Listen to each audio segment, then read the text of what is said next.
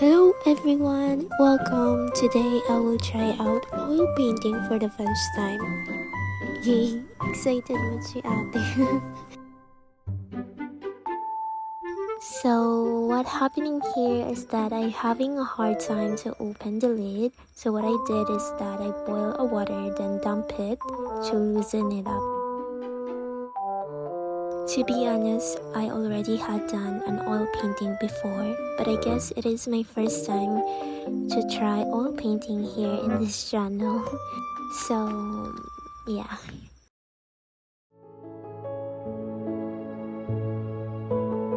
Okay, when trying something new or different, it was scary because it is unfamiliar to me.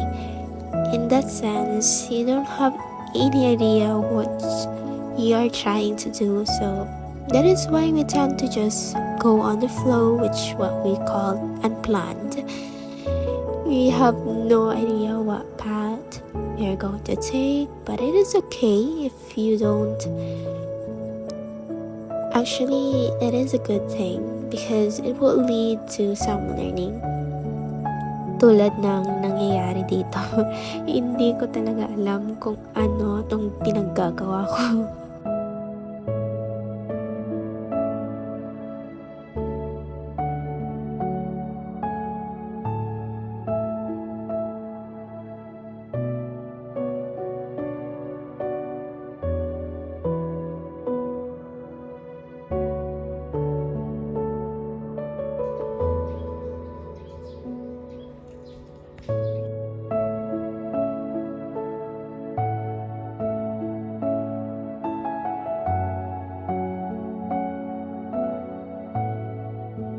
Siguro mapupunit na to kakapura.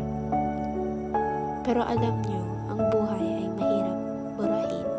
Kaya ang ginagawa na lang natin ay tatabunan ito ng mga magagandang alaala.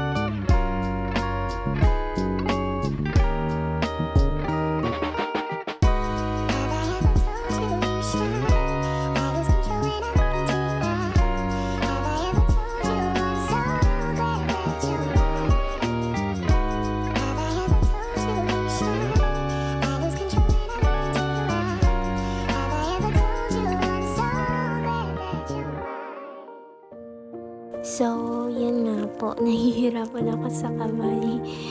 Alam ko, kaya kinakailangan ko talagang mag-practice.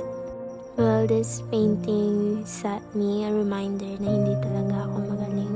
Kung sa bagay, ito rin ang magbibigay sa akin ng dahilan na o paalala na galingan ko pa, nang ipagpatuloy ko pa kahit na, pangit. Kaya siguro, it's okay to not feel contented. Dapat hindi tayo makontento sa paglago, especially for our personal development. Like in this case, my painting skill or my creativity. Well, we all have different process of growth, so I guess we just go on the flow. like opening a gift which you will never know what inside until you open it.